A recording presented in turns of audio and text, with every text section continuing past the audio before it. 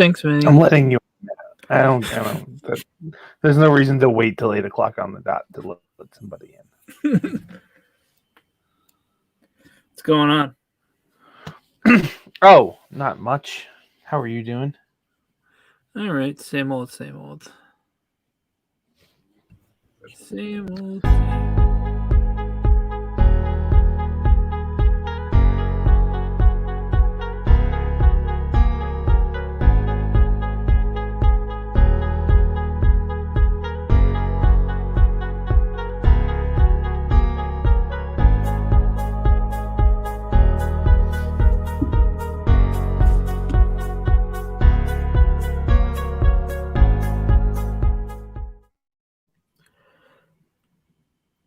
Welcome, boys, to episode 308 Sndp podcast show.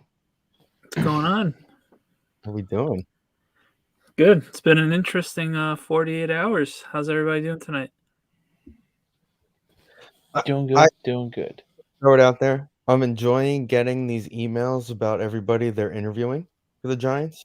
Yeah, they did that last time, so whatever. I don't remember last time, but the upsetting part is that I'm not allowed to reply with my opinion. I feel like I should have a say if I'm getting these emails. That would be Get a interesting. vote. Imagine if we got a vote. Yeah. You never hire anybody. Who's got the live that's on right now? I can hear us in the background. Me. Who knows? Probably someone in my house in the other room. I see our guest is waiting in our green room. I'm going to call it a green room. That's what I'm going to do. I'm going to call it the green room, and we're going to bring him on at 8:30. He's going to join us, Will, from On the Board Sports. We'll talk some Jets with him. So, Dan, go for it. I'm going to let you start. It's been an interesting 72 hours, basically. I mean, what's to really go at? I've been saying for like the last 3 months. I no longer want to be fired from anything. I'm just retiring every time anything I do in life. There's two things that really pissed me off. Was on Monday when we got the season ticket holder email about thanking Joe Judge for his effort and energy with the Giants organization the last couple of years and previous. That really rubbed me the wrong way. Yeah, I meant to ask you about that. Why that seemed to really strike a nerve that they're just thanking Dave Gettleman. I know it's a whole ruse that he retired. I get it, but why did that specifically? Like, you fire anybody, they're going to send something like that. It's one of those, you send the email no matter what. I know, right. It's just at the point that email was written in November. I know, but we didn't need to get that email, especially on how the season's been. We didn't need that email. Yeah, the Mets are gonna send the same thing every time. Like, also, they didn't need the first half of that paragraph. He didn't talk to the media at all this whole season anyway, so just let him walk on through. We know it was a firing, even though it was a retirement. That was the one thing that really bothered me. And then today, I was listening to Tierney and Tiki the whole freaking day, waiting for this press conference at 1:15. You allowed to do that?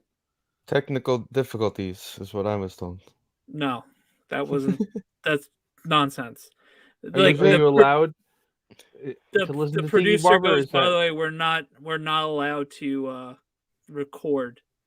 We'll have play it. And NFL Network had the same thing, so no one was able to listen to the press conference or watch it for Mr. Merrick.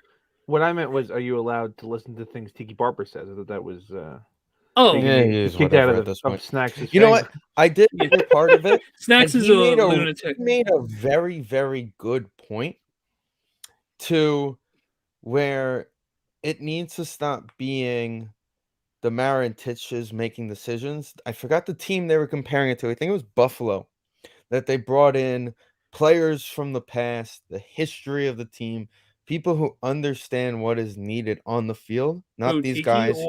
Tiki I think it was Tiki Attorney. One of them was talking about it. And I, again, forgot which team they were comparing it to. That has like their quote-unquote Hall of Fame. Right. people with the say. Now, the ownership makes the final say Right, of and course. does the numbers, And but Mr. Maris having a said that guy today, apparently. that they need that. No, that they pretty much let the GM and coach make the decision.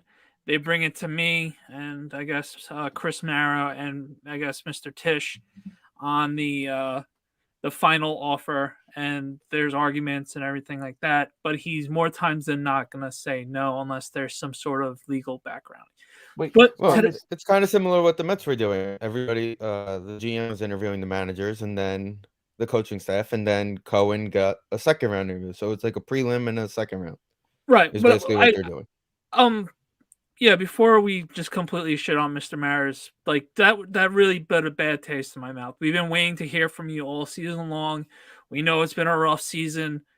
The least you can do is have WFN play the press conference. You did that every time we have ever had a press conference, coach firings, introductions, Gettleman's introductions. Every time you have had a press conference the last couple of years, you were on the Fan or NFL Network or even MSG or Giants.com. That not being on anywhere today until 2:15 with Carden and Roberts was a disservice to the fan base once again. And so they didn't air it live. They didn't air it live. It was just the beat writers tweeting everything that happened, and then Carden Roberts for the 20 minutes of the whole press conference played it. And each beat writer or TV personality only had one question. It was funny. Bob Glauber from Newsday I was going to ask, who was the one who snuck in the two questions where he goes, Bob Glauber from Newsday, and he caught it, caught on to that. And he's like, yeah, I definitely asked two questions. Like, the whole thing was a joke. And then every time someone pressed, I think it was Dan Duggan from The Athletic, every time someone pressed about the family issue of nepotism and everything, which is running rampant in the Giants if you just open your eyes. He got really pissed about it, and he defended it and said that there's no way that, the typical, there's no way there's nepotism kind of BS. So with that being said, I was very upset with those two things from the organization standpoint. But what I'm happy about is it sucks that Joe Judge is leaving because he obviously got dealt a bad hand and he didn't help his cause last month and a half. And if he didn't have that 11-minute rant, he probably would have still had a job. You had to open up clean. You had to cut the whole cancer out. I've been saying that on Twitter all week. You can't cut half the cancer out. Obviously, there's some situations that you can't, but in this regard, you have to cut it out completely. Start brand new. Just start day one. I'm okay with this style of rebuild because you're starting from the ground level up, and you're gonna hopefully more likely than not bring back the Giants that we hope and root for our whole lives, basically, for me and Steve. So unfortunately, Joe Judge had to leave, but it had to be done, and I'm glad the Giants are finally realizing that it is the right step in the right direction to start with the general manager and have him get a coach that he would like or she would like. That's basically my rant about that. I'm just happy we're finally starting from the first step and not half-assing it like we've done for the last 20, 25 years. Well, that's the thing. Like, you said that to me yesterday, and like, you're like, this is the step in the right direction. That's what it is. It's the step. It's not right. Oh yeah. You're like, oh, we're freshly starting. No, freshly starting means we moved and we have a franchise and an owner. It's like the Mets. Ideally, the Mets are more freshly starting than the Giants because it's a new ownership, new regime, new top to bottom. This is the step that the Maras and Tisches needed to take in the direction. I do think that they do need basically a fresh, and I'm not saying get rid of the owners, obviously that's not a thing, but like roster wise, everything wise, anything that's not tied down, like hit the reset button. We're keeping like Andrew Thomas and maybe that's it. Like, I don't care how much money you just gave Kenny Golladay. Goodbye. And it's Tony. The same thing with Tiki said, and also it all went downhill with this, like we kind of talked about last week, Saquon, or 2 weeks ago, Saquon Barkley, right? Right. It all went from, hey, listen, we could have had an all-pro guard for years to come in Quentin Nelson just Right. 3 or 4 picks later, right? Yeah. If you really wanted to say, all right, Eli, here you go. We know we're 2 years away from, going to the playoffs, right? So 2 years past going to the playoffs and going to Green Bay, right? That year, okay, we had a bad year. Yeah, we don't really have a running game, but we also couldn't run the ball because we had nobody to protect them from running the ball. Right. So here's a guard. Let's build around him, and then see what happens from there. And we may not be talking Andrew Thomas right now if Quentin Nelson's a Giant. Who knows in that Sure. scenario? You never know how that butterfly effect would happen, but still, like, that pick, it's been, and again, this is nothing against Barkley. Like, he had a great No, rookie year, it's a freak injury last year. You can't be mad about it. He took a step in the worst field in sports in the world, in Soldier Right. Field, and tore his ACL. Can't do anything about it, or 2 years ago, whatever it was at this point. Well, 2 yeah, years. now it's Right. 2 years. 2 years. So, and it was rough to come back. And then he had that high ankle sprain that 1 year also, which is, we all know, is Yeah. a nagging And then this year injury. with the same injury. Right. So it's just everything the Giants have touched the last 4 to 5 years has gone to shit, basically. So we're not going to go through the whole list of shit. We'll be here all night, but I also like, just by the names that we are seeing with the interviews, is that we are getting guys from other organizations that are proven winning organizations, and we're not getting guys that are already fired. We're going for it, like a guy that we're. Yeah, 100%. And I think that also played I think a lot of because Monday you got the word of the, like we were saying for the Mets for a couple months, it was, our team's giving us permission to talk to certain people. The answer was no, right? These teams in the NFL are giving the Giants permission to talk to Right. people, and I feel that was a big factor in Judge getting let go Right. Tuesday instead of Monday, because of the fact of, wow, all these guys want to talk. They're probably, and all the guys we're talking to all have High top of pedigrees. the top of the line coordinators that names are buzzing around. Right. Buffalo, Joe Arizona. Shane. Yeah, Joe Shane to be the first and big candidate. That Right, the seems guy like out of Buffalo, right? They're right. talking about, I think it's their offensive coordinator is the one they're talking about. Leslie Frazier, I think, is their Coach Debo. Yeah. their offensive Dayball, coordinator. sorry. Yeah. Yeah, the offensive coordinator. So, like, right then and there, and of course, I'm kind of surprised that none of these open positions has been filled by Flores. This is still the most surprising thing. Yeah. I mean, the whole it's- Coach Flores thing is weird. There's something. There had to be You know, something bad. you know, to it, we're looking at the which dumpster rumor had fire it. for the Giants, right? And Right. all I can say is, with the Dolphins, just they won. What was it? 8 out of their last 9 games. Right. I think so. Yeah. Something like that. It was. And Right. They said there was a power struggle. The GM believes in Tua and the coach doesn't. I don't believe in Tua, so I'm kind of on the coach's side. That's a weird thing. There's definitely more than meets the eye, so it's not like, I guess it's definitely surprising, but I guess it's not as like much of a mistake as, I don't know. I've read some things recent, like the past 2 days, that have just been like, he rubbed some people the wrong way, but he's a good X's and O's guy. He's gonna get. It's a rare thing when somebody gets fired and gets another head coaching job. Like, that's their first. They don't have to take a step down. He's gonna get another head coaching job right away, I think. 100%. 100%. And Yeah. it's just those things.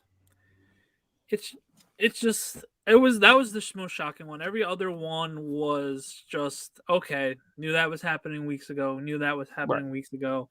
Basically, that was the only, like, wow, that really just happened. Fangio, Zimmer. Fangio basically wrote his own Nagy. pink slip Saturday night when they asked him. So what makes your team stand out compared to what makes the Broncos lesser than the other teams in your division? And he goes, well, look at their quarterbacks. Right.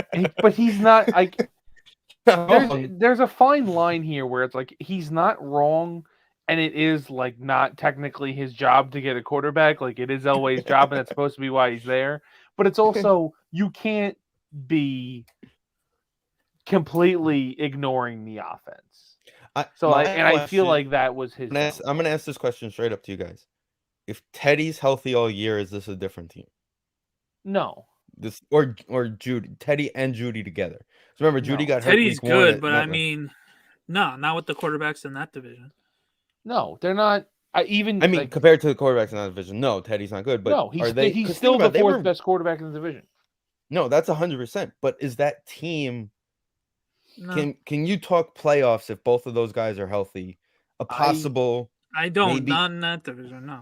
I think we're over. I think that their defense, while it's very good, is getting almost an overrated thing. Like they just traded Von Miller. We're looking at it like you could just put a sufficient quarterback in there, and they're going to the Super Bowl. I don't think that's the case. Right. I think they'll be with Rodgers next season. Right. If you put Rodgers there, then sure. I mean, when Rodgers and Devontae are there, and Judy's on the other side, and the two of them are running seam routes for Rodgers. Devontae's not going to be going there. They have too many wide receivers. If Devontae, I don't know. Theoretically, they have too many receivers for Devontae. But obviously, they'll find a way to get Devontae. The hypothetical of 90% of the scenarios is when they get Rodgers, they have to send Judy back, so he's gone. Oh, okay. And now they don't have as many receivers. That's the give and take in that situation. Right, because if you look at this chart right now, you got Judy, you got Sutton, and you got Patrick as your 3.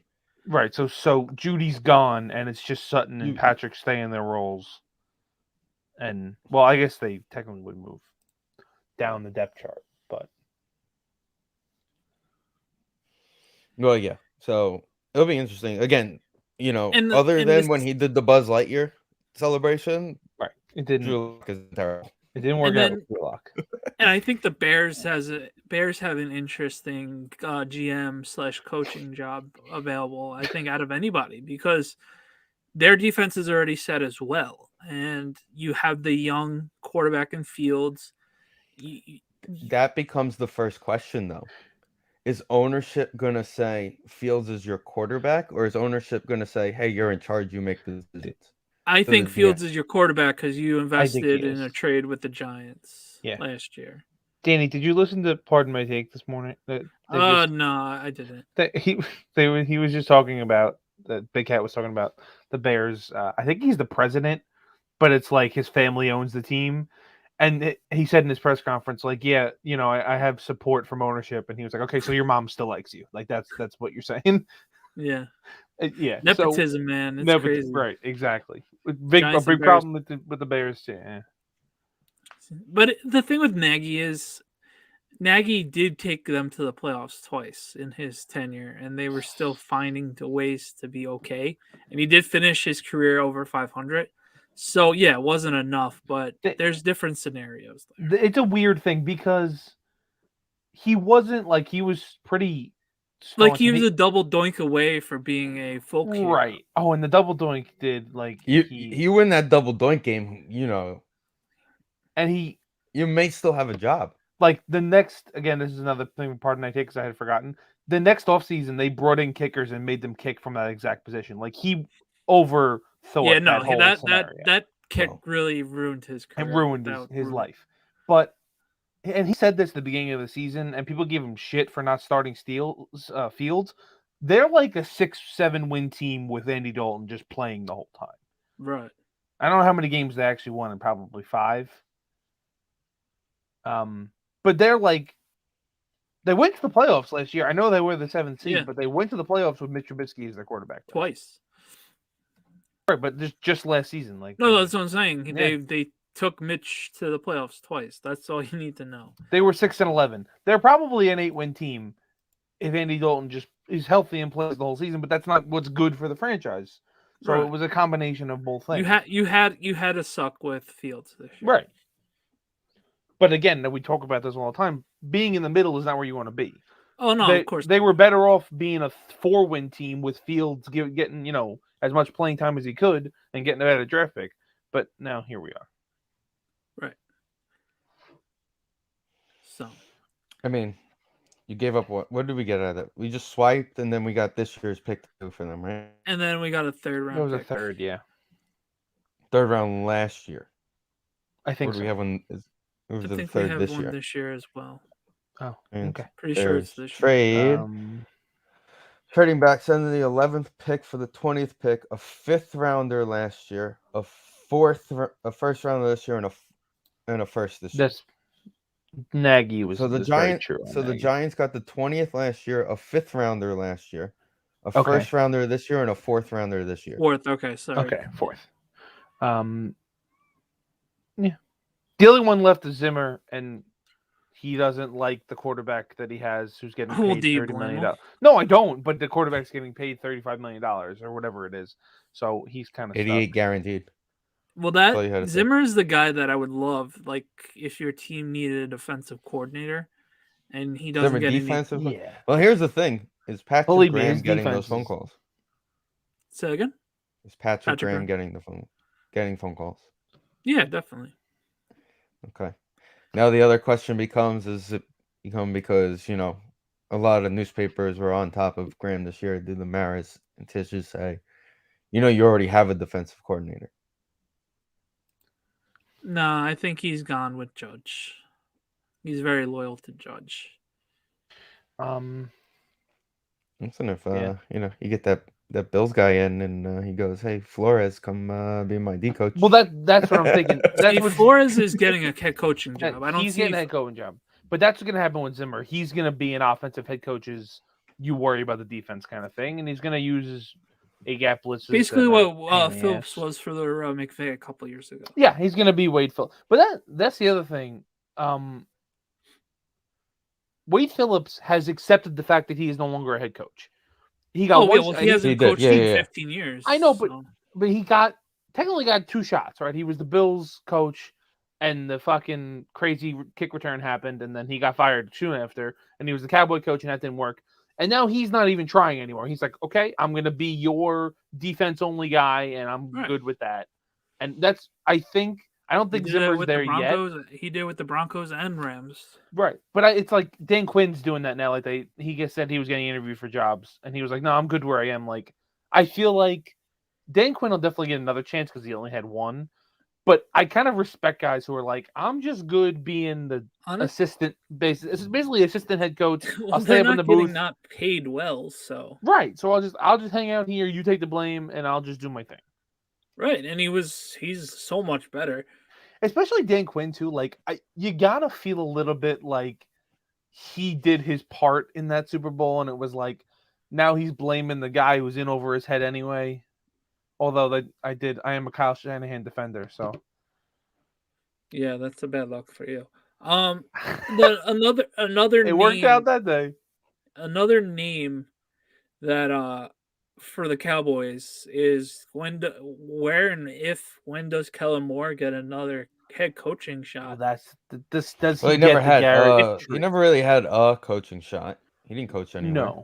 No, but he's gone on interviews and stuff. Yeah, but he's also in that another like perfect scenario. You have the quarterback, you have a good offense now. It's like as much as he wants it, is it going to be worth leaving that? Is the question. He's 33, so he has time, but if you're going to get offered a head coaching job, you're taking it. You're taking it. But that's, like I said, he's going to get the Garrett treatment where he gets a significant raise to stay in Dallas. Right. And then at that point, it's like, shit or get off the pot with McCarthy. Right. He's going to be the next guy up in Dallas. Honestly, we'll see what happens this weekend in the playoffs. Right, because last year he gets a pass. It's almost a good thing for him. He gets a year to work with stuff and get things how he wants it without the pressure because he has no quarterback. And now everything's rolling the way they want it to. We'll see how, they got a tough game this weekend. They arguably have the toughest game of the weekend. I think Monday night's the toughest. Yeah, the Rams Cardinals game is Also, a 20 degrees barn and burner. they're saying 0 at kickoff in Buffalo. Don't Are we getting steal snow my. again? We're gonna go 3 pass McCorkle. Listen, you play to win the game, right? If it means Well, I'm throwing the ball I'm gonna twice all day, I'm throwing the ball twice all day. don't. This is part of my lock of the week, so don't talk. Okay, Okay, we will 3 talk pass about that later. McCorkle. I'm ready. Listen, it's three more passes than he should have in the last game they played too. But... I mean, he's been exposed a little bit, and But you come to expect that as a he rookie also quarterback. doesn't really have weapons. If you really think about it, what is he they don't. playing with? And we'll But go also- into them a little bit later on. We'll go into all that stuff a little bit later on. Right now, I think that when it comes to Giants, what I'm reading is it's this tandem out of Buffalo. Yeah, Joe Shane sounds to be the guy that the Giants And Brian want. Dable is the offensive. Is that his name? Yeah, he also has the pedigree of being a Saban, Belichick disciple, winning a bunch of Super Bowls and national championship with them. But he was smart enough to leave and like I gotta get on my own stuff and see what happens and where it takes me. And obviously, what he's doing with Josh Allen is really effective and helpful. Obviously, he's an all-world quarterback right now, and McDermott is a defensive-minded coach. So you are really getting the credit that maybe you don't deserve or you deserve. So I wouldn't be shocked if he might get the head coach job, especially if Shea happens to become the GM of the Giants. So Zimmer was the offensive coordinator in Cincinnati. Who? no, he's a defensive guy. Mike through and Zimmer's through. defensive, definitely. Okay. And Bengals, Cowboys. that could be the answer to the defensive coach question in the Giants. Like a guy who's been a head coach who can come in and teach a new Right. guy. That would be cool. You know. Do you have good middle linebackers? Yeah, Blake, if he Blake, comes back healthy. It depends on if Blake Martinez was walking around. What was the cold game we had recently? A lot of them. There was a super cold game that we were on the road. Bears. Yeah, and LPG posted a picture of Blake walking around Chicago Field in shorts and a tank top. Okay. He does a lot of shit with his.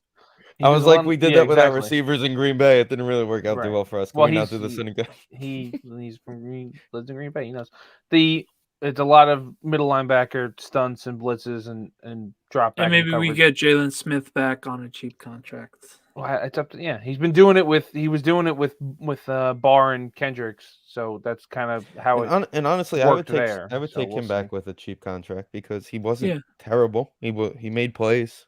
Yeah, and then Tate Crowder, Mr. Irrelevant from a couple drafts ago, is okay. I mean, for where his value is, he's not bad. He wasn't supposed to be the main middle linebacker. He wasn't ready to be this was the year they were kind of hoping on Blake being the mic and teaching him the mic. You saw it in the preseason. Blake didn't play. It was Crowder with the mic all preseason. So, and Blake was kind of in his ear being like, hey, this is what you're supposed to do in this situation. This is what you're supposed to do. Like that was going to be, it seemed to me in the preseason that was Blake was going to become could possibly, don't get me wrong, could be wrong on here, right? Blake could have possibly been one of those casualties at the end of the year if he was healthy. If he was healthy this year, and they felt Crowder was ready to take over after the season. But with Blake going out after game 3, yeah, Blake's on a restructure. Crowder didn't really show you that he's a mic guy yet, right? Yeah. But Blake has to with all the cap issues. Now, even if you don't, he'll restructure to come back knowing he's coming off that injury. You can't think they plan on contending, but whatever new GM comes in has 2 top 10 picks, which is enticing, and you get to make your decision on a quarterback. I guess kind of risk-free. You got one more year to figure that out, and then we'll go from there. You know what? When it comes down to the quarterback position on this team, it's going to be GM and the coach. They are going to make that decision together. That's the one hope. I hope we bring an offense that it fits 2022 style of offense. and just not having shit running down our legs every time we play So what do offensive we have? We football. have 5. So according to 5 and Walter 8, Football, 5-8, yeah. 5 and 7. Walter Football, okay, It's 7, yeah. and this is as of this morning that they posted this one. Panthers really fucked us with New York straight through. Sorry, go on. Evan Neal at 5 out of Bama. Good, done. Run to the podium. I don't know. I don't know him. What is he? He's the tackle from Alabama. You move him at right, and you have Okay, Andrew there you Thomas go. bookending the tackles, and you're good to go. Bama He offensive lineman. can I don't also worry play about. right. When you're telling me I'm getting an SEC lineman, I'm in. Just For the he's most from part, the yeah, I'm SEC? good. Okay. I don't worry about it. I actually saw someone the other day on Twitter, like saying something comparing him to Eric Flowers. I wanted to like smack the crowd. I wanted to like find where that person lived and smack the shit out of him. And by the way, at 8, I will drool Ojabi coming in at 8. I would also Good job, consider Al. Dean from Georgia. I did see this wasn't Walter Football. It was Davis, you mean, Danny? Yeah, from the Georgia, linebacker from the defensive Georgia. tackle. No, the linebacker. I Dean. don't even see a linebacker in the top 10 here. Well, probably not, but if we were to move back, Dean is just a nasty guy. Oh, I know the guy you're talking about. And he's running. He's fast line to line. He's awesome. But I'm not saying we want him. Right. But We he'll can talk about it definitely later. But I saw a mock draft that had them take the Pitt quarterback. Pickett.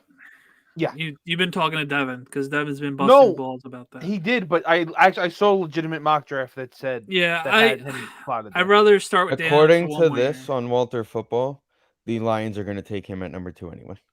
Okay, well that's. I'd rather Coral anyway. By the way. Sure, I felt the same way. I think Coral's the better one, but like I said, it was a legitimate one that had them taking him at 7. Actually, if we were to get a quarterback now, I would, and I'll be okay with Coral, but I would really want to start the draft with either an edge rusher or offensive line, right? Preferably. And it was funny. I've been doing one mock a week, just for shits and giggles, and this week's mock had Thibodeau and Hutchinson falling to the Giants. I mean, that was a never going to happen scenario. That mock is drunk. Isn't he going like 1? They're saying those two are going to flip 1 and 2. Yeah, the key's going to be the Lions. All draft season, they're going to go back and forth. They're just It's literally going to be them. But it is 8:30, so we are going to now. Boom. And our special guest of the show from On the Board Sports, Will. What is up, my friend? Guys, Steven, Vin, Danny, it's been a long time. Likewise. How's it going, Thank you Vin? so much for having me on. I appreciate this. And, just one rough year for one football team that plays in New York in the same stadium to another. So, it was rough this year for the Jets, but we'll get into it. And, just rough. Bottom line, no matter how you look at it, no matter how you slice it and dice it, rough. Let's jump right into it. Your first year with the Salas Wilson regime. Break it down. Your thoughts on it. Personally, I think Saleh reminds me of Barry Trotz in the sense where he can be that guy where he could just be that calming influence around players and he could get the best out of his players. That happened at the end of the year this year. He did get the best out of his players this year, no doubt about it. And especially with 20 guys being out on COVID 2 weeks ago against the Jaguars. So, we got to see a lot out of that. Zach Wilson, for those that don't know, I was a proponent for Sam Darnold being here. I let that go as soon as they traded away Darnold, And bottom line is, you knew what you were getting from Zach Wilson from day one. I saw a lot of people on social media going out there, yeah, he's going to throw for 4,000 yards. He's going to be that guy that's going to lead them to the wild card.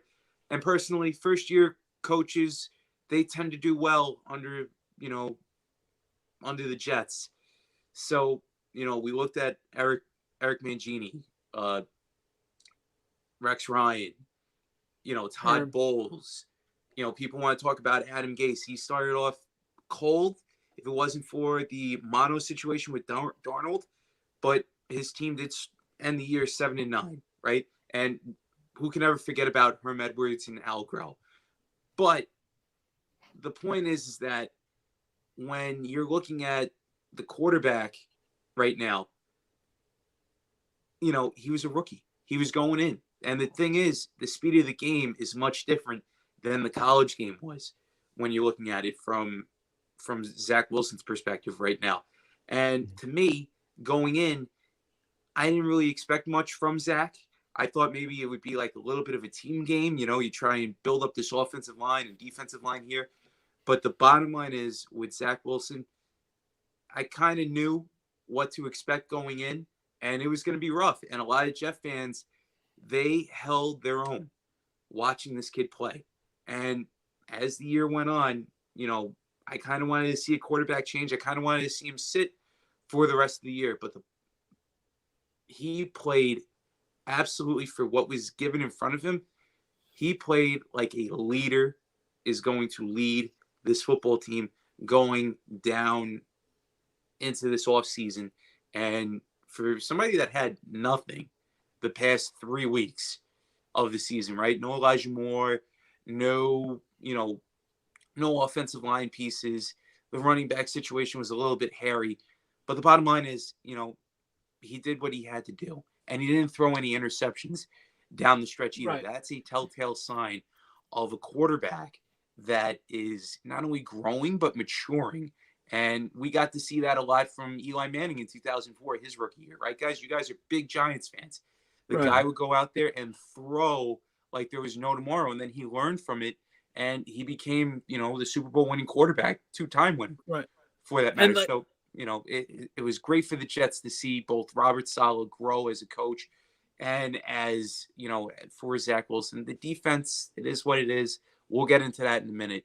But, all in all, I'm happy, and I'm thrilled. I can't wait for next year. Right. And the thing with Wilson was you can see him marginally grow each and every week too, which was a good thing. Because I remember the start of the season when they went to London against the Falcons, and he couldn't even make a screen pass for whatever reason. And it was just like, if he makes one screen pass, they probably could have won that game. Mm-hmm. And like watching him grow this year, especially like you mentioned, like Elijah Moore and the other receiving and the no offensive line, there's a couple pieces for the Jets to feel okay. We're playing tough towards the end of the season, especially the Buccaneer game. Whatever situation that was with the media, Bart Scott and Willie Colon and others saying that he wanted to take it upon himself. We can talk about that later, but for the most part, after he came back from the injury, it looked like it slowed down for him a lot more than it did at the start of the year. So you had to feel good about that. Yeah, you're about to mentioning the defense. Obviously, you were expecting Saleh to come in and work his magic with the defensive side of the ball this year. Unfortunately, between injuries and just not having the key pieces to have a functioning defense this season, what do you think going into next season? They'll keep on building that defense to hopefully where the Niners defense was with him as the DC the last couple of years. Like, what are you looking forward to fixing the defense next season with Saleh in year 2? I think personally, when looking at this team right now, it's not a matter of talent. Right. I think the talent is there.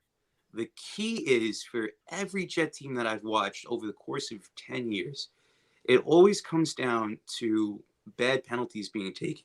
And we got to see that at the beginning of this year, where they were undisciplined. There were a lot of neutral zone infractions, a lot of offside, a lot of, just terrible penalties on third down.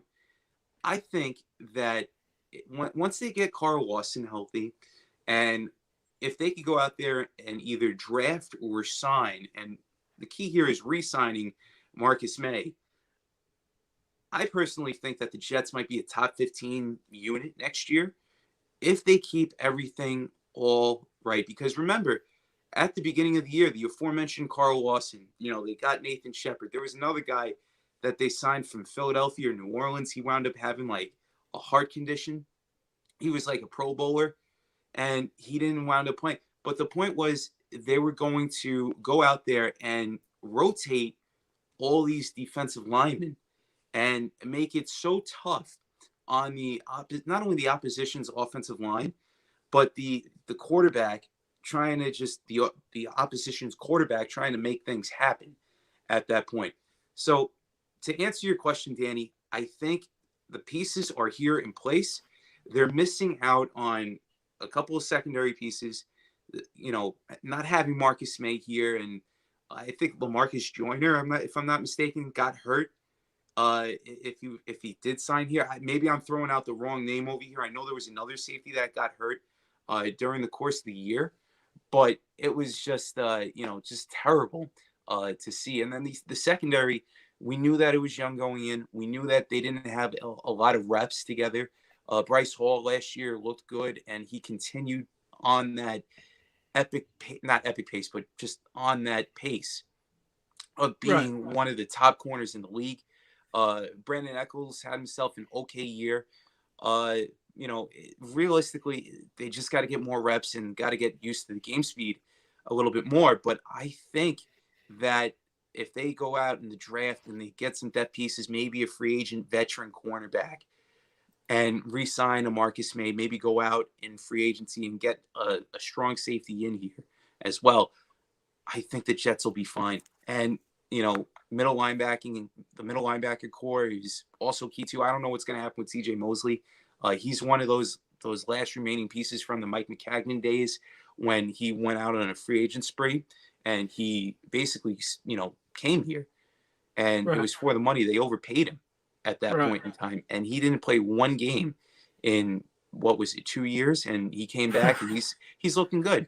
So he literally got hurt in the first play of his contract. That was the craziest thing. I know. The pick six against Buffalo, but regardless or not, I think the Jets are set on the right track to get them to relevance and credibility and respect. That's what I think.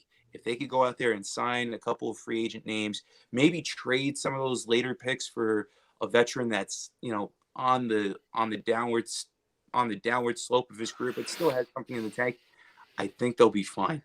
But the secondary's got to get better, obviously, and we'll see what happens. But the future is looking bright for this Jets defense right now. I really firmly believe that. Okay, and before I let Vin or Steve hop on, I'll figure I hit you with one more thing. With another off season for Douglas, finding a way to getting this Seahawks draft pick, another first round draft pick for Jamal Adams, looks better and better every day.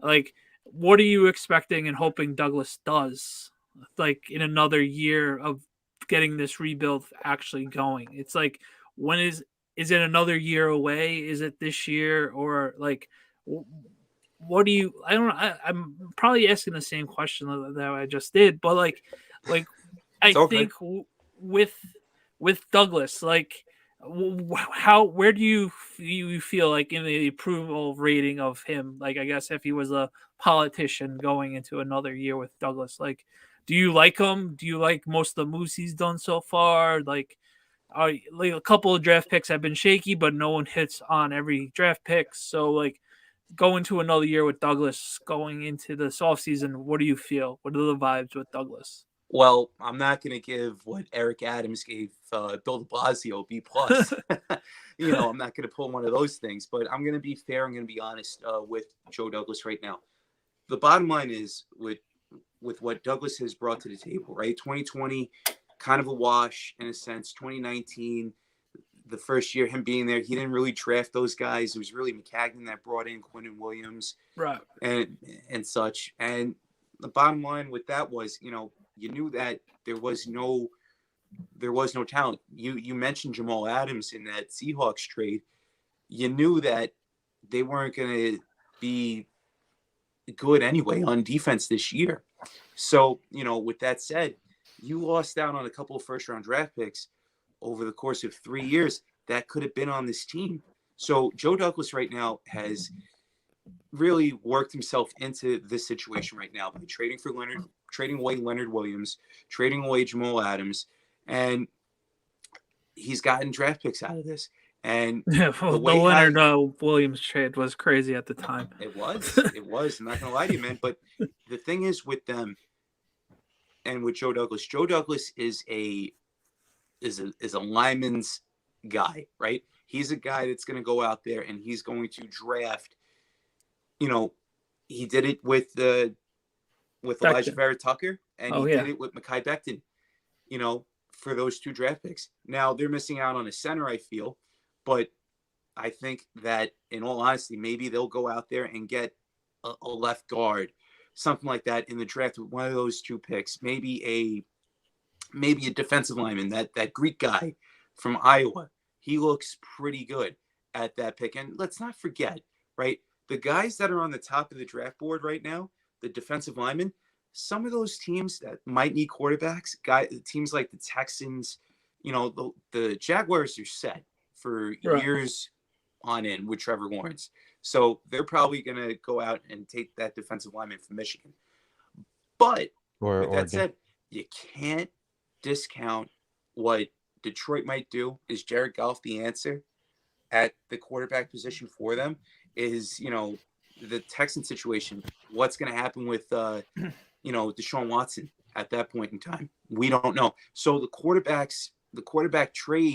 trading up might happen at that point. The quarterbacks always, there's always a quarterback that pops up like the week before the draft, always. So right, like Zach Wilson, perfect example, Zach Wilson. But to get back to Joe, I think he's going to go out. Me personally, I wouldn't be surprised if he goes offensive and defensive line with those 2 first-round selections, try and fortify that line, trying to protect Zach Wilson and trying to get to the quarterback were 2 of the main things trying to get this team ready. And I know a lot of people are talking about these wide receivers. Some of these wide receivers, you know, it's a hit or miss in the NFL draft, especially in the top 10, you know. So with that being said, I would trade maybe the 5th round selection, maybe a 4th for, you know, a team that wants to get rid of a receiver. Like I've been hearing Calvin Ridley's name all the time right now.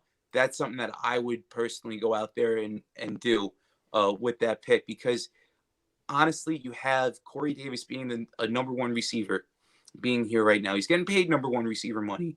Now you have Elijah Moore being here.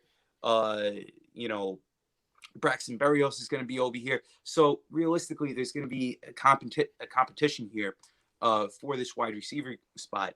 So with that said, this is the perfect opportunity to go out there and fortify your offensive and defensive lines with the 2 picks that you possess from the Jets losing ways and from Seattle's crazy way of trading away their first-round pick for Jamal Adams. So build in the trenches and go out there and just do it up like that and protect Zach Wilson at all costs. Listen, they were projected, they looked at that trade, the Seahawks, as, hey, we're going to bring in a Cam Chancellor for this team, but the difference is Jamal Adams is not Cam Chancellor. Definitely not Cam Chancellor. I found he had that pick against Rodgers this year, and it was like, what was it, his 5th career pick in 6 years? Yeah, something like that. Something ridiculous. It was a low about number. Something ridiculous that a safety should not be hearing. He's blitz boy when he's blitz right. boy. He's a linebacker. He's a linebacker. He's a linebacker in a safety's body. So it's just basically. Which is what you see a lot. You do see that a lot now. You see a lot of these safeties that can come to the line and play that spot on the line, but still, like, you got to be able to defend the ball too if you're going to be a safety. Just make yourself a linebacker. Most of those guys, it's because they can cover, but they can also hit. He can't cover anybody. He just hits. He's like an old school. He would be a great safety in like 2002. You know, he's like Roy Williams with the Cowboys who couldn't cover Jeremy Shockey. He's the same kind of situation. Right. He's like that between the Jeremy shot, the Roy Williams and Brian Dawkins. He can one hit of those anybody, guys. but he can't defend anybody. No, one of Can't those. cover for anything. All right, well, you got an interesting email from the team. Danny was kind of talking about the season ticket holder email that the Giants sent out, which we knew was written in like November, thanking them for the season and actually, spending the money that they shouldn't have. But initial thoughts on what was Hold the on, for reaction people that opening that don't email? know, before I'm so going into it. okay. The Jets are raising season ticket holder pricing as well as Oh my god. parking pricing for this next coming season. Now, I think they said, if I remember correctly, Carmen Roberts said it was 3% across the board, but each level is going to be a different number.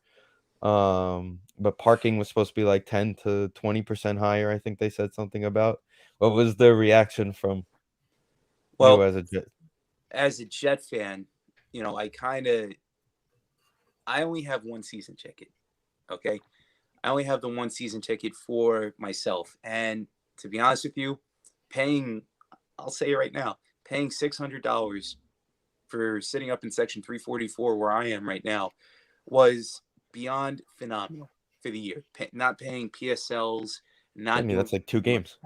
For 10 games. Danny, that's 2 games for you. See, this is the shit that bothers me. And then you look at the price got raised up by $50. Okay, it is what it is. We live in a time right now where inflation is high. It makes sense, and it makes plenty of sense right now. I understand it. And the team next year, they're trying to build off of what Zach Wilson has done. They're trying to build off of what Robert Saleh has done here as well. So I understand that, and I understand the complaining from the Jet fans 100%. Because of the competitive product that was on the field the first 8 weeks, 9 weeks, 10 weeks of the year. Totally understand that. But I knew I had a feeling it was coming. And, when I saw my invoice, it being raised by $50 for it, I said, it is what it is. It's still affordable for me to go to these games. Right. And to be honest with you, I don't drive to the games maybe once in a while. Or if I'm going with a lot of people, I haven't had an alcoholic beverage in 2 years, so I'm the designated driver. So I would just go out there and drive for these guys, and they would have the parking passes. But for the parking passes to go up, it's ridiculous how a parking pass is legitimately $40, and now it's going up by, what'd you say, 10, 20%? It's somewhere about like 10 to 20%. Well, I think it was 30, 35 for the Giants this year. Giants was 30. Have you ever tried to buy a parking pass like on StubHub? They're like $150. Yeah, I jacked mine up for the Cowboy game. It's ridiculous. I got it for $60. And I people would rather pay. just, honestly, I learned my lesson from driving home from MetLife Stadium sucks. Right. I'd rather just take the train and just relax. I'll pay, the $11 ticket round trip. I got a monthly ticket for my Long Island Railroad, so I'm good at that point in time. I don't need the stress or the aggravation of driving through the Cross Bronx, driving through Manhattan, or even driving back through Staten Island again just to get back to Long Island. So that's one of the things where I wish in 2025, Woody and, whoever this governor is going to be, they got to figure out a stadium idea for the Jets, because I understand that they have it could if they really wanted to make some money on themselves. I think it could happen.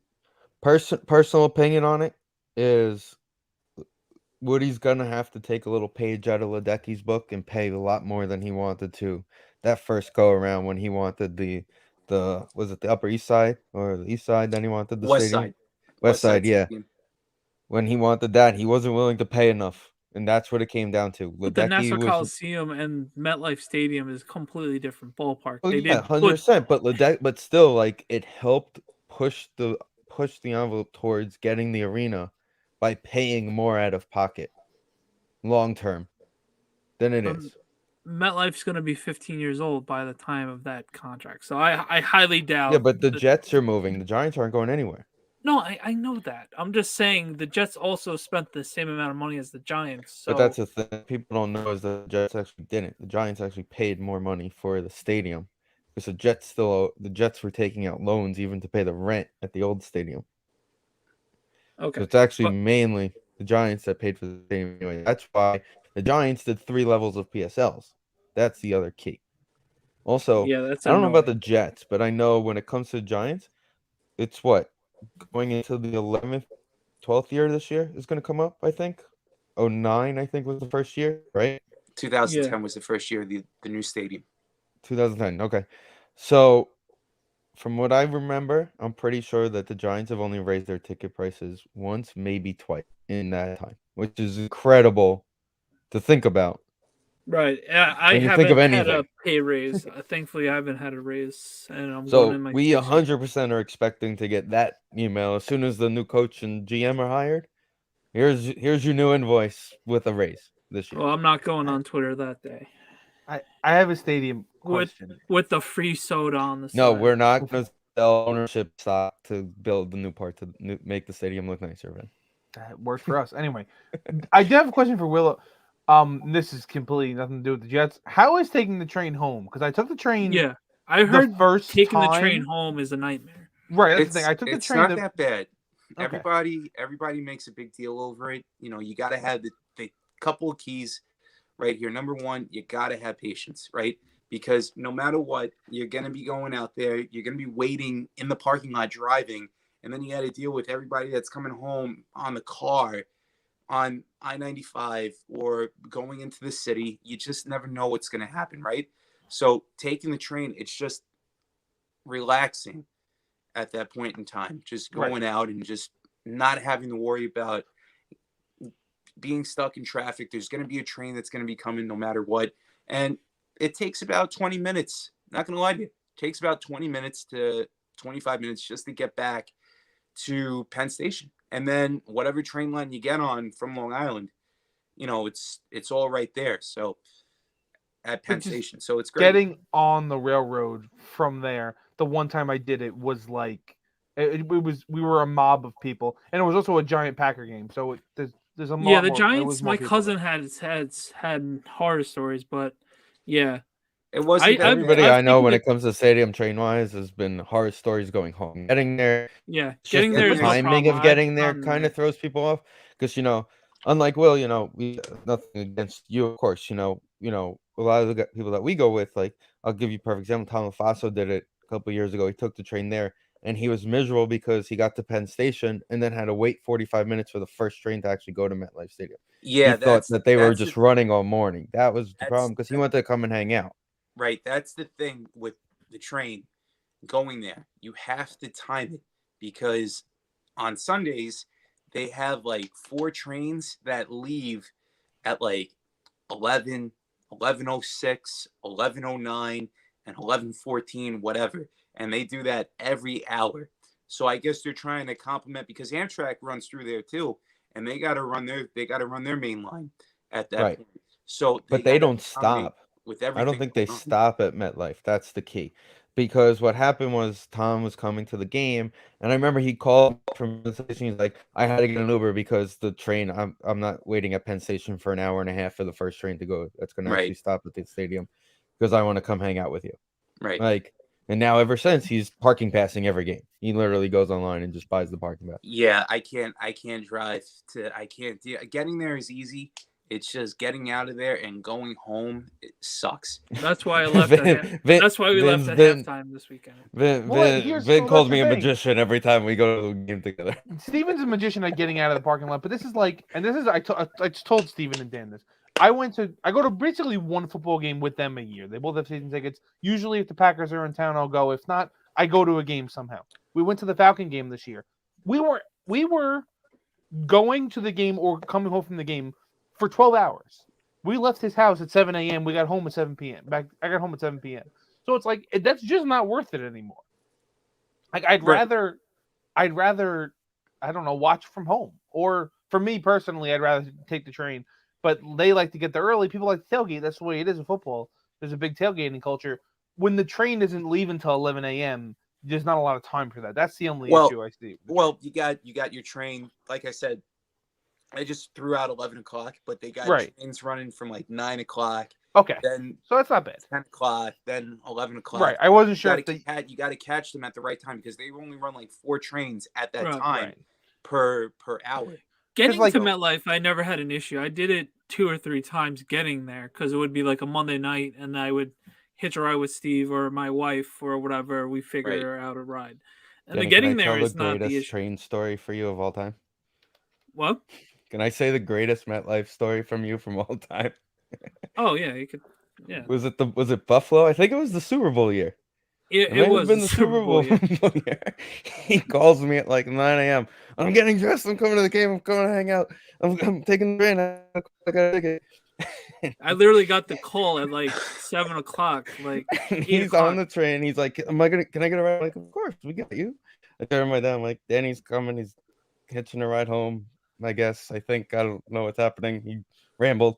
He got us holding a 12-pack of beer, and there was 6 gone already. Talk about having fun, huh? Yeah, And he was like, I had to catch up to you guys. I was like, Yeah. that was the same train. I was on the train with Prince of Mukamura. Right, that was the year we drafted Prince Mukamura, and him and his one leg was on taking a train. First round. He's like, you don't know who I am, and I'm like, you're first round draft pick of the Giants, and I'm going to a Giant game. I know who you are. And then why are you so late? I know you're on injury reserve. Right. But, What are we doing? Right. Why are you funny. are you being forced to take the train? Is my biggest question. Like, you're Right. first round pick, buddy. That was the only I was the only asking about the train because like we were talking about. Obviously, Will's a big Islander fan too. You could see in the background. Taking the train to the Islander game, it starts at like 5:30, or it's weird. Right. So it's like apparently it's a great process. I haven't done it yet. I'm going Saturday, so maybe I'll do it Saturday. But like the train doesn't start until like 2 hours before.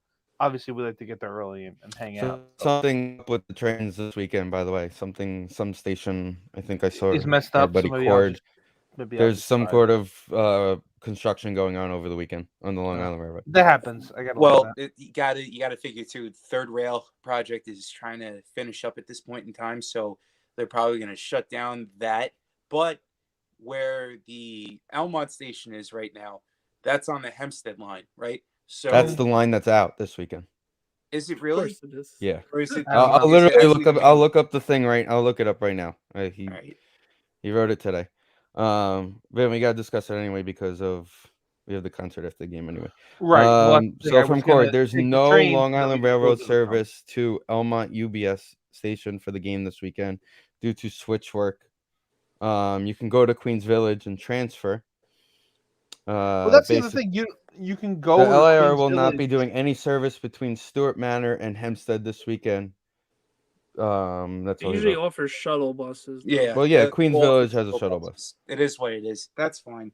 But the train though, just getting there, right? 15 minutes to get to Queens Village from Hicksville, and that's Right. That's great. That's awesome. I love that. See, It's going home. It's going home. That sucks. It's always going home is always the issue. That's the problem. When everybody's going at their own leisure and before the game, it's fine. It's like Yeah. going to You're- City Field too. Right, when you're all leaving City Fields, I used to do that all the time when I was in college. It's a disaster leaving every time. especially when they're good. Right, because But you're all it's- just now. It's just 60,000 people or 40,000 people waiting at one thing. It's too much. Honestly, though, it's not that bad. I think people just got to get used to it at that Right. point in time. And I know the parking situation's a little bit hairy too, but You Can I got to ask- realize it's year one. right. That's what people don't Got that. realize. So they're just like, hey, they promised us the world and this is what we're getting. But again, it's year one. Also, they did all this during a pandemic. Like they set all Right. this stuff up during a pandemic. They had, Right. what was it, a month and a half without construction? Will? Yeah, I think. About a yeah. month and a half, give or take. about maybe like three months. Yeah, It was 3 months? Yeah, I it was thought like see, because it was all construction. That was like from March to like All non-essential construction was shut down, right, so and they weren't essential. I don't UBS think they were essential. wasn't essential at that point. right. So it's Yeah. like you got to realize that it's a lot of things. Like I remember I hooked up the working for Verizon, I got a call to go do the guys working on the train stations. They're like, we're hoping to have the whole thing done by the time the season starts. I was like, what's the realistic? And this was, we got back to work and I hooked them up. It was June of 2020, right? Late June, early July. I was like, what's the realistic goal? He's like, that's the realistic goal, is to have this whole thing set up. But I then got called back like 6 months later and I was like, are you guys still in the same goal? And he goes, there's no chance we're going to be ready for the season, for the first season here. Right. Which they weren't. Because it was it turned into not even the construction, it turned into the supplies that they needed, the rails that they needed, getting things in. There was a giant game this year. The whole Cross Island was shut down because they had the rails coming in for the train. I want to ask Will, I don't know, do you take the train to the Islander games? You do, right? During the weekday, yeah. Recently. Okay. Because you have a train pass. Same thing with me. We have train passes. It just makes it easier. Yeah. With the parking, did you find it bad? I think people are complaining about this, the walk from the parking lot to the thing, or the bus ride. I walked it every time. Yeah, it's cold. That's the one thing. It's cold in the winter. Yeah. It sucks. The walk was fine. Like I don't. Yeah. You and I go to the city every going day. there. It's I walking usually like take 2 the avenues. bus. To me, it was nothing. It wasn't bad. Walking, I do there. Bus, I usually do to the arena, and walking, I'll do back because it's a lot quicker. You're not worrying about everybody else getting on the bus. What I will tell you, Vin and Danny and Steve, I was parking my car in Elmont for a couple games, and then they came down with the whole permit thing that you can't park over there. Fine, whatever it is, what it is. Oh, I have a solution, Will. And that's why I started taking the train, just making it easier at that point in time. I've also parked in the lot a couple of times. I remember parking in the lot for the first game and for the second game of the year. And what I'll tell you is this, for the people out there that are complaining about all this stuff right now, be happy that you got the shuttle bus. Be happy that you got you got everything going on as far as, the amenities. Because let's say if they didn't have the buses and you had to walk, everybody, now you got handicapped people, you got elderly people, you got people with disabilities and special needs. Totally understand that. How are they going to get over there? You got the bus. You got these buses. Right. People are drunk as fuck. You think they're going to be stumbling to UBS for the game? Absolutely not. They're going to take the bus. So it's a work in progress. Everything's going to be good in due time. And, with COVID going on, look, I know I was quoted in Newsday saying that the bus ride the first day was good, but I never took the bus. I walked it. So that I was next to Charlie Mack. Charlie, you guys know who Charlie Mack is. So Charlie Mack said it, and the guy misquoted him for me at that point. But whatever. It is what it is. It is what it is. Yeah. So, the whole bus situation, it could be better. It could be worse. Right. It's just another amenity that they're doing for the fans. And I think, people that are complaining about it, you guys got to find something better to do, I think we all just got, not spoiled is the wrong word, but I guess spoiled, because it was such a, obviously there was no amenities at the Coliseum, but everything was so easy. You went where you wanted, you sat where you wanted. We ran the building, and nobody cared about anything. Right. And it was, a huge part for the amount of people that fit in the Coliseum, especially the last 2 years when it was even less than the original. The parking lot was very big. There was a lot of room, and you can kind of go mostly wherever you wanted. Hell, you could go to the Marriott and park for free. Right, exactly. We go to the Marriott. I miss that. I miss the Marriott. Yeah. But anyway, everything's going to be good. I still go there and do some work in the middle of the day just to kind of live that life again. I mean, the amount of times we use that bathroom is astronomical. I'll be completely honest. Okay. Oh, fine. I'll admit it. That's my work that I do there. So we're going to get into some NFL awards now. Just kind of want to bring this little fun reminder up for everybody. Nobody look at my list of what I predicted at the beginning of the season for the postseason, considering I had the Vikings and Chargers in there and Ravens. Well, I had Washington football teams, so. Just remember, Danny, we'll always remember that we were at the last ever Washington football team game. Right. I was pretty damn close. I got the Redskins. You got the I got Ravens along here, Vin. Yeah, I think I got 3 wrong. You got the Ravens Oof, wrong. I got the Seahawks winning the division. We both of this, yeah. You're welcome, Will. I had the Seahawks winning the division. Washington. Screwing feel them like- over so your pick could be I higher. thought Fitzmagic was gonna be Fitzmagic. Yeah, also who's you gonna just play in general. We all got the Raven. We all got the North wrong. Okay. We still all have our championship game and Super Bowl matchups now. So That's true. we're good.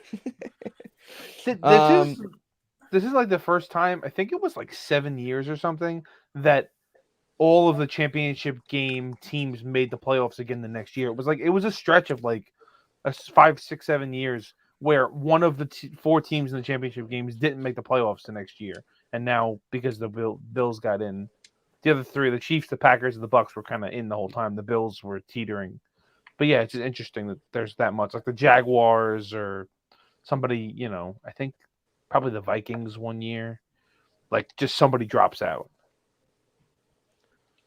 Alrighty. So Anyway, go ahead.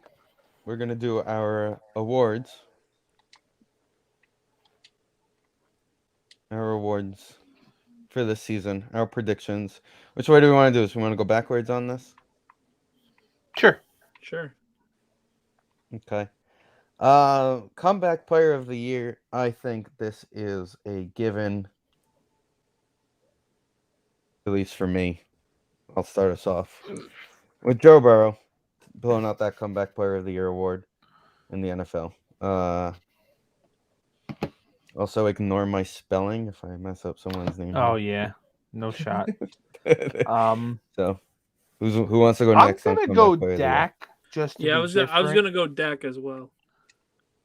because it's between the two of them, but I'm gonna go Right. Dak just to be. Yeah, I'm different. going Dak as well. Will, who do you got? I'm gonna go Dak. I Okay. mean, coming off an injury like that, Cowboys always have a lot of pressure. And before he got hurt last year, they had the best offense. And then the next thing you know, he gets hurt. That just shows you how much he's really worth to the Cowboys. And listen, we beat Joe Burrow this year as a Jet fan. We The beat Mike Joe White Burrow. game. Yeah, the Mike White game, man. One of the craziest games that I was ever at. So, That's funny. definitely fun. Definitely fun to be there, but definitely taking Dak for comeback player of the year. The reason I'm going Burrow over Dak is nobody projected Cincinnati to be in the position that they're in. And if you take him out of there, they're not in that situation. Dak Fair. has Fair. that team around him Valid point. where I'm not saying you guys are going to be wrong. It could, like you said, like Vin said, it can go either way. Right, I just agree feel with that. Burrow. There was more pressure on Burrow this year. This is also, without looking at the stats, I'm pretty sure Burrow, at least going into last week, was leading the league in completion percentage. He might still be. So that might put him over the top. Like, I'm not looking at the stats at all. I think his numbers are probably better. The reason why I say Dak is because everybody, well, granted it was against the Giants for me and Steve, but I just remember the injury and just seeing his leg just ankle just I don't know what you're being talking like about. It was a It cramp. was just a cramp. cramp, It was It was man. just a cramp by Tony. But it was also But- like the entire. Like compared to a knee injury, we've Right. seen knee injuries before. So just seeing Dak You don't visually, see the seeing guy's Dak's leg go a injury- different direction. Yeah, when the it's the knee. entire preseason, we were like, is his shoulder okay? Is this okay? Like, there was questions about him up until the last minute with that. And then the calf this year. Right. So, like, I okay. This one I think could be interesting. And Will, we're gonna start with you on this one. The coach of the year. Coach of the year. You know what? Let's go with the Bengals coach for coach of the year. Zach Taylor. Zach Taylor. Let's go with Zach Taylor. Okay. Second place would be the Raiders interim head coach for what he inherited. That would be my second choice. But definitely Zach Taylor for coach of the year. I'm Then, going. then, yeah, sure. I'm going Vrabel. Just the Titans being the number 1 seed in the AFC, no one would have thought it, and especially after Henry being out for the last half of the season, and they still managed to be the 1 seed. I'm going Vrabel. I was gonna pick the Raider coach just so I could see what Steven was gonna try to spell it. Oh, I have my phone right here. It's I don't know how to pronounce it. Versace. It's probably I would have wrote Gruden just I'm because gonna you said say Raiders. Vrabel. It's probably Vrabel. I want to say Matt LaFleur just because I want him to get some credit, but it's Vrabel. You know, I was thinking about this one today, and I was actually thinking the Eagles coach is going to get Oh some yeah, him votes. too. But I'm actually going to agree with, again, it goes back to the Burrow point. Nobody projected the Bengals to be in the position they're in this year. I think if I were to guess, I would have said the Eagles less than the Bengals, like projection wise. Right. But the Bengals also are a higher seed, right? Did they win? They won the division. So Yeah, win they're their a 4 or division, 5 matchup. Yeah. yeah. Okay, I'm going to start off with Defensive Player of the Year. It's TJ. It's TJ. TJ. I knew it was something, Jay. Clean sweep across the board. There's Right. no why. There's Okay. no why and what, but that's fine. It could be other people, but yeah, we're going TJ. And I'm gonna skip offense right now because you can go to defense because the guy could have won the Defensive Rookie of the Year. Could also Right. Could have been Parsons. Defensive Player of the Year. Yeah, Right. it's Mike. It's could Micah also be Parsons. defensive. It's Micah. Yeah. It's Yeah. Micah Parsons. It's not even close. Right. Will you agree with that one? Defensive Rookie. I'm gonna of the say Year? I'm gonna say Ojulari. I'm gonna go Just TJ kidding. Watt. I'm just gonna go TJ Watt. What he did. I'm this talking. year, We're talking absolutely- Defensive Rookie of the Year. Oh, defensive rookie of the year. I'm sorry. Yeah, we jumped over TJ Watt because we just It's Yeah. arguably you could assumed because it. for a while you could have argued that Parsons was going to win both. Yeah. Let's go Parsons. This one is an interesting one. Offensive Player of the Year. Offensive rookie. It's Well, offensive player. Going offensive player. player. I always look at this as like it should be the MVP, right? Like whoever wins MVP should probably be Offensive Player of the Year. But because he's not going to win it, I think I want to give this award to Jonathan Taylor. Finn. Okay. Get out of my head. Okay, I'm okay with that one. Annie, are you Yeah, going he the was. same way? He won the Derrick Henry Award this year for putting his team on his back. Shit.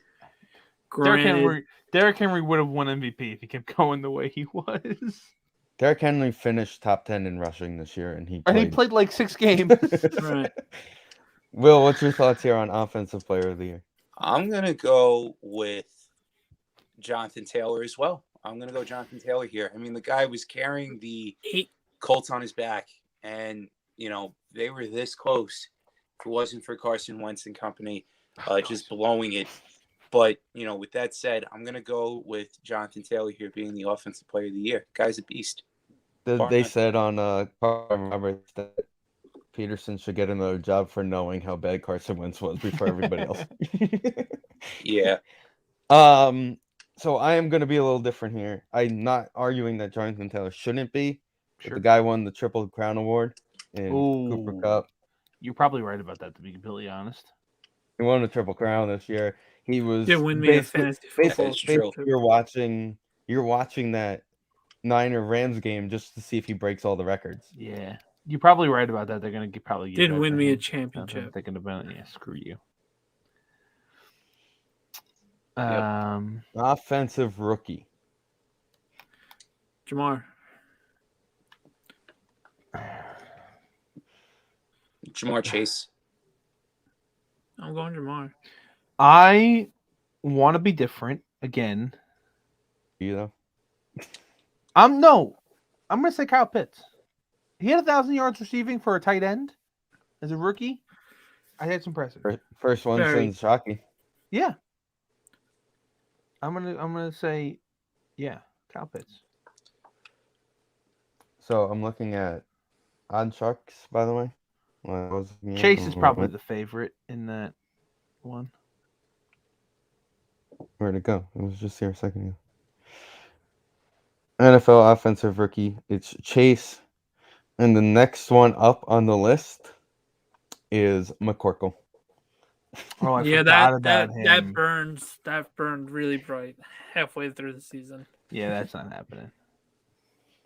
All right. So we know this is going to become a quarterback spot anyway.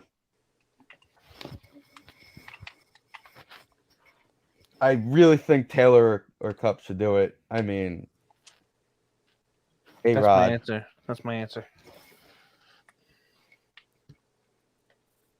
Danny, Will, thoughts? I'm gonna go with Aaron Rodgers. I mean, the guy just absolutely killed it this year. A lot of uncertainty. The COVID stuff definitely didn't help out things, but the guy just puts out numbers each and every week. I'm gonna go with Aaron Rodgers here for NFL MVP. I'm just gonna be different. I'm gonna say Tom Brady. I was They thinking both that deserve it. same thing. It was the both of them, and neither of them actually had that like wow MVP type season, but they Yeah. still were awesome. The Bears beat writer makes a good point about Rodgers being a jackass. So it was the vote for that. Oh, great. In August, he was a jackass. So I had to be different with Vin at least a couple of times. Yeah. All right. So, with that being said, this is interesting. Well, we didn't even know this until early. Where did we find this out? Like an hour ago? Yes. Yeah. About how weird these picks things is for. So, let's see here. Or are we gonna do this based on the spread, or are we just gonna do this based on winning Well, or let's losing? Let's just do by the pool. Let's do that. No- This is how it goes, and like you said, we'll make our one pick We'll make our lock based Yes. on based on the FanDuel spread. and- Yes, yeah. on FanDuel spread. Okay. And please bet responsibly because we stink. Just a reminder for everybody, since it's gambling and all that fun stuff. 21 and older. If you're anybody you know do have a problem, 1-877-8-HOPE-NY is actually a new gambling number to call. Yeah, for New you York. really gotta be Or careful. text HOPE NY to 467-369. Or be like us and just take all the money from those free bets that were giving us. Oh yeah, and that's no, it. I got that was the They easiest screwed me $300 over. we They ever. screwed me over. Yeah, on exactly. They screwed me over on a parlay for this basketball game, but it was only $10, so it's okay. Yeah, I try to only stick to football. Then I did look today. European basketball was on all day today. European basketball. See, this is why Remember they that a need couple of years the- ago when I bet that one Yes. European basketball? Yes. This is why Listen, I they won need $50 on that 1-800 game. Gambler.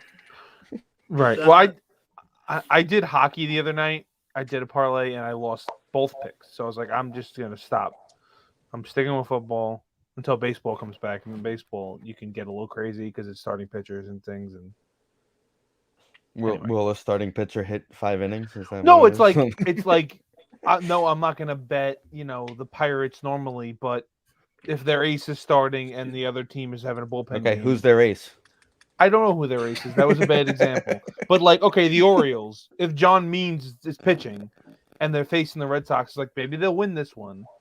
You can't predict every baseball game. It's so crazy. So like, baseball gets weird.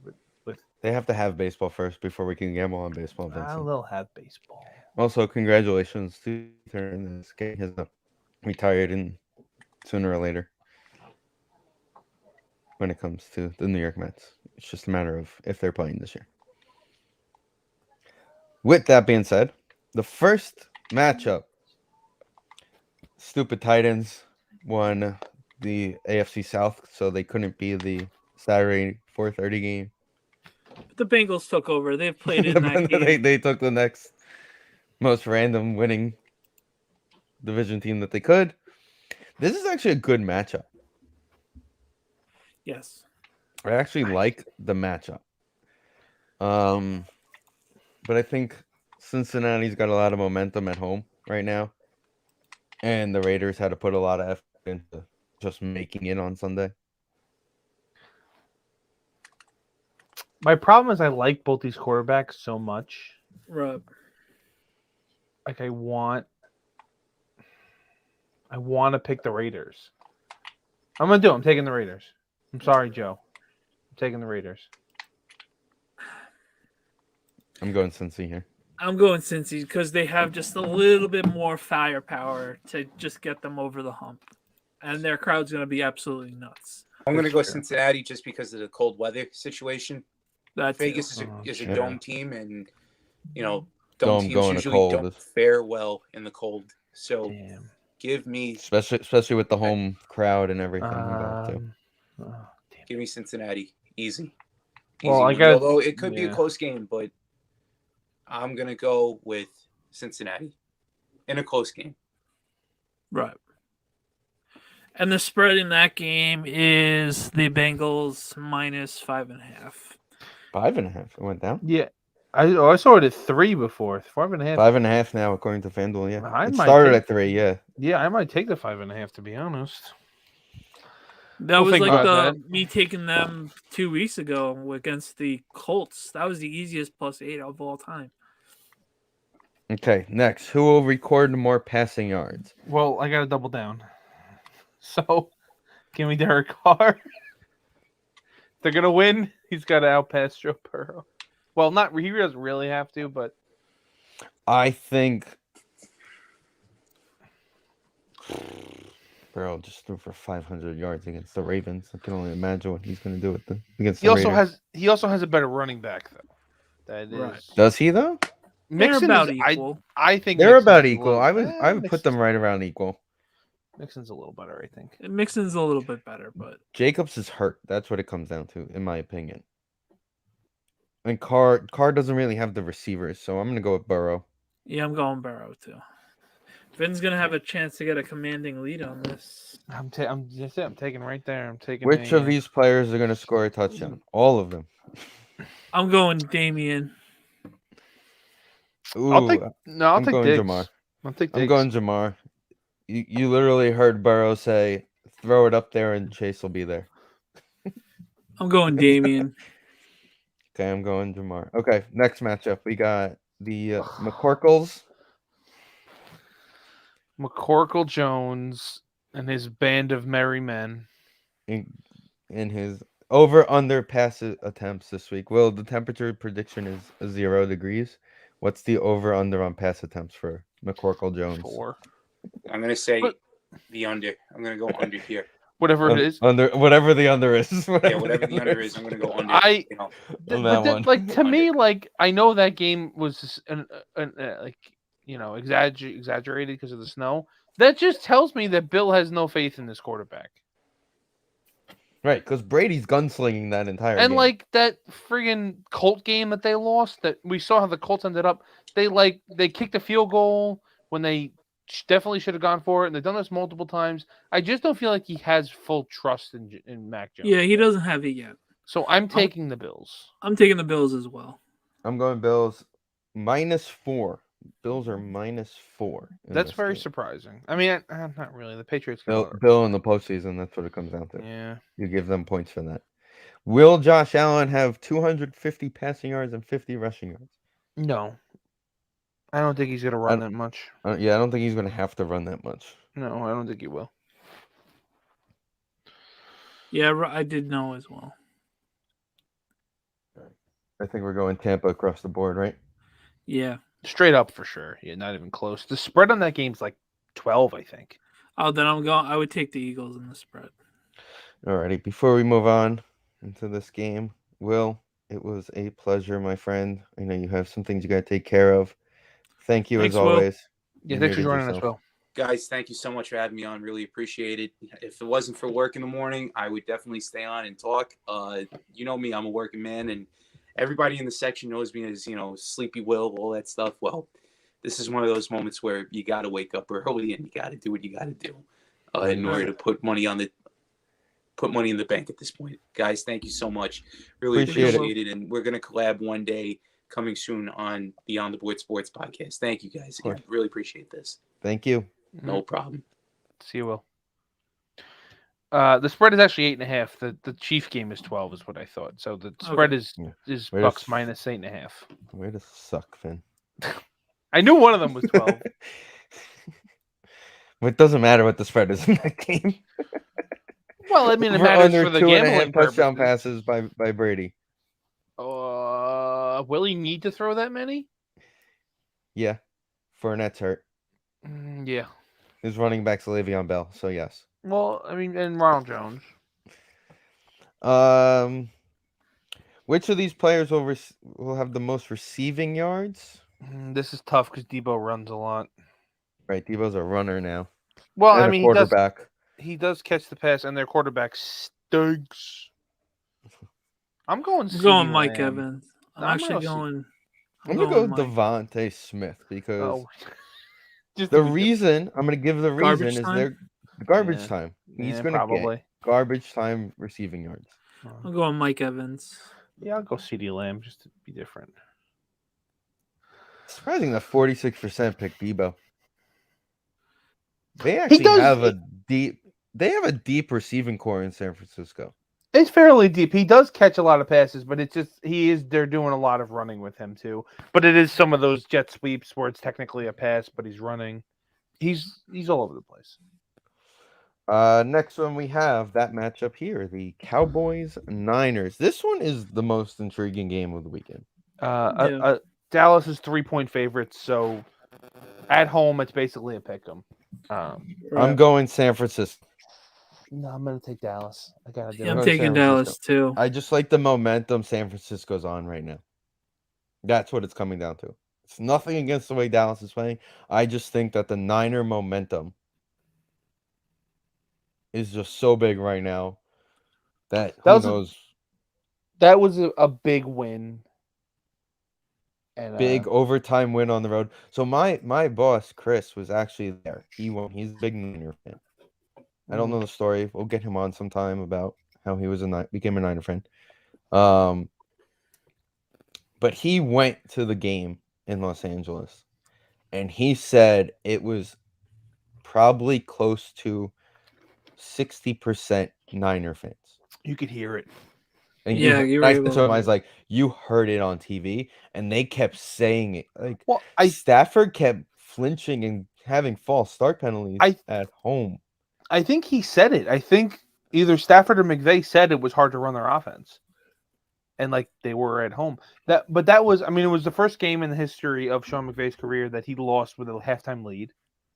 Yeah, which is crazy. It was what, 43 straight or something? It was like 43, 46, something like that straight. That finally happened, huh? Yeah. And Stafford pulled the old Eli Manning thing of, hey, I'm going to throw it in the area where Beckham's going and hope he gets it. Yeah. Hey, it works. Well, it didn't work in overtime when the other guy picked it off and they won. Will the game be tied at any point in the fourth quarter? I'm going to go with yes. Yes, it's going to be a close game. I want drama. I'm surprised that's as much no as it is. This game, so what's the schedule Sunday? Sunday is Tampa. Oh, beautiful. Crap at 1 o'clock. Yeah, Tampa. 1 o'clock on Sunday. Into the 4 o'clock. Right? Yep. Oh, no. They're the 1 o'clock. The San Francisco-Dallas game's the 1 o'clock. No, it's not. It's 4:30. No, it's 4:30. The Philly-Tampa is 1 o'clock, and then the Sunday night. Okay. Sorry. I'm reading it on FanDuel, and it's weird, yeah. The Steelers and the it's like right above it is showing the time frame, and yeah, so it's kind of weird on there. Okay. And nobody cares about the night game anyway. No, it's good. I get to the one time when I actually can stay up because we're off on Monday. I'm going to. I'm gonna just go to sleep. Ben's retirement party. Yeah, I'll watch a quarter of it, and that's it. Just the pure reminder for everybody that's rooting for Ben Roethlisberger and upset he's retiring. He had to take a plea deal. Just remember, just keep that in mind. 12.5. If this was on the spread, I may have taken the Steelers, but to just win the game, it's the Chiefs. I don't even see the cover in the 12.5. The point, I take the Chiefs. Yeah, I'm taking the Chiefs. They're rolling on them. Yeah. Who will have more receptions? Kelsey. Dante gets a lot of those quick screens. He does. He really. It's a volume thing with him. I'm gonna go Deontay Johnson. I'm gonna say so because the Steelers are gonna have Micah Fitzpatrick on Kelsey. I don't know if Tyreek is. Hopefully, he's healthy. I mean, I'm for just them. gonna Yeah, be different but and what's say his name? healthy. Joe Hayden's going to be on Tyreek. Well, Tyreek's hurt. I don't know. His heel was messed up last week. He's I'm been just hurt gonna all be year. different than you guys. That's fine. Which of these players will record the most passing touchdowns this round? Kyler. Ooh. Is Hopkins coming back or no? No. I know they said they didn't put him on the reserve because they thought he can come back for the postseason. Gonna be different and say Kyler. The Cardinals' defense has been shitty, so I want to say Stafford. Yeah, I'm going Stafford here too. Mahomes is going to end up throwing for the most, but then again, they probably will run the ball down Steelers' throat. I'm taking the Rams in that game with Stafford, obviously, too. It was pretty funny, though. I did see a thing. It's the TikTok Bowl. Yeah, Between Patrick Juju Mahomes' brother and Juju. Yeah. Maybe that'll be more entertaining than the actual football game. So maybe they should do that. Whoever gets the most views on their TikTok.